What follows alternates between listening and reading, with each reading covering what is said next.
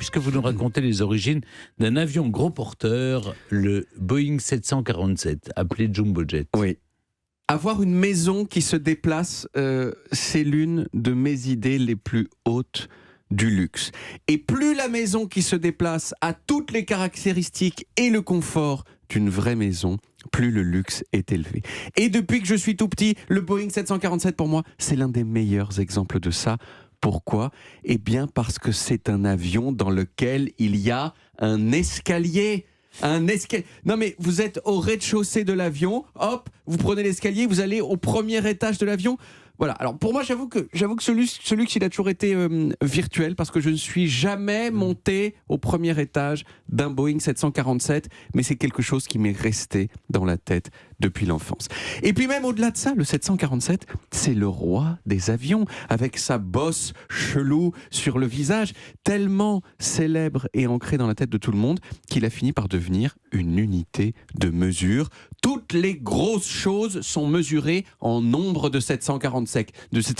Les dinosaures, les halls d'hôtel, les largeurs de rue. Mais alors, qui a eu l'idée de faire cet avion et pourquoi y a-t-on mis cette bosse si rigolote ?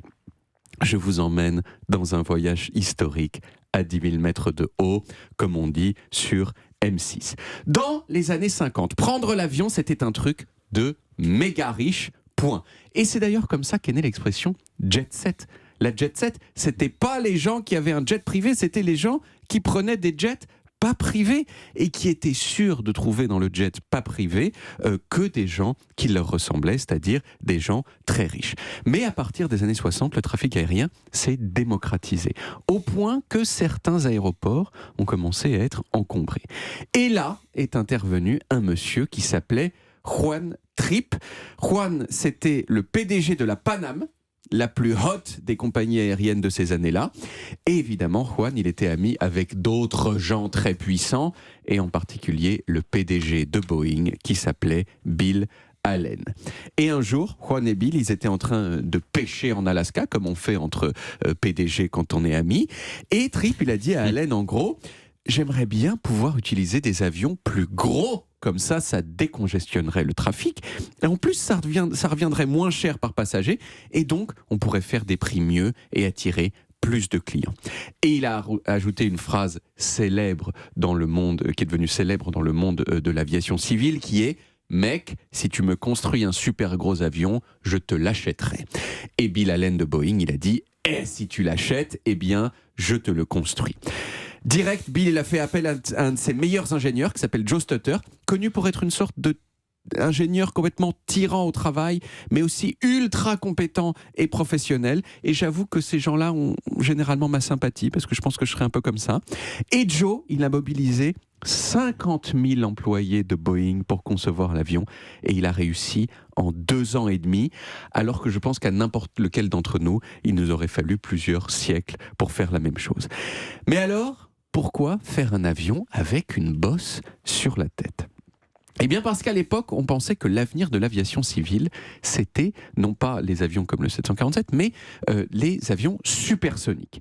Et donc, on pensait que bientôt, les avions normaux, comme le 747, seraient relégués au transport de marchandises.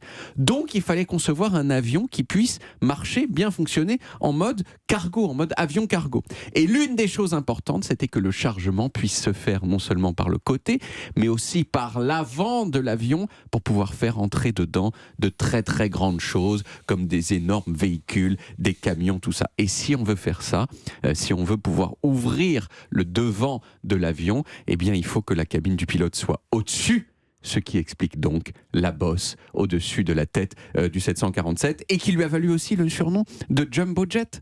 Pourquoi Jumbo Jet ? À cause du Jumbo. À cause de Jumbo, qui était le nom d'un éléphant de cirque super célèbre en Angleterre et aux États-Unis au 19e siècle, et qui effectivement, les éléphants, bon, c'est un petit peu une silhouette un peu voisine de bosse sur la tête. Alors pour le fabriquer, Boeing, ils ont dû construire une usine spéciale à Seattle, parce qu'il n'y en avait aucune qui était suffisamment grande. Et cette usine, elle existe toujours, et c'est encore aujourd'hui le plus grand bâtiment du monde en volume. Il a eu un peu des débuts difficiles, le 747, à cause de la crise pétrolière. Et arrivé en 70, en 73, bam, le pétrole commence à coûter beaucoup plus cher, donc ça l'a un petit peu grévé. Mais après, c'est devenu quand même le roi du transport aérien pendant 40 ans, jusqu'à ce qu'il soit dépassé peu à peu par des avions moins gourmands en énergie, et par un autre avion encore plus gros, qui est l'Airbus A380. Alors il y a de moins en moins de compagnies qui proposent des vols en 747, il y en a vraiment plus beaucoup. Et coup de grâce, le 31 janvier de cette année, le dernier 747 de l'histoire est sorti de l'usine. Donc dans quelques années, il n'y en aura plus du tout. Entre-temps, moi je suis une fois monté dans un A380 et donc j'ai eu l'escalier aussi que je voulais, comme quand j'étais petit, qui tourne comme ça. J'étais très content. Je pense que le plaisir était à peine moins grand que si je l'avais fait quand j'avais 10 ans. Merci beaucoup, David.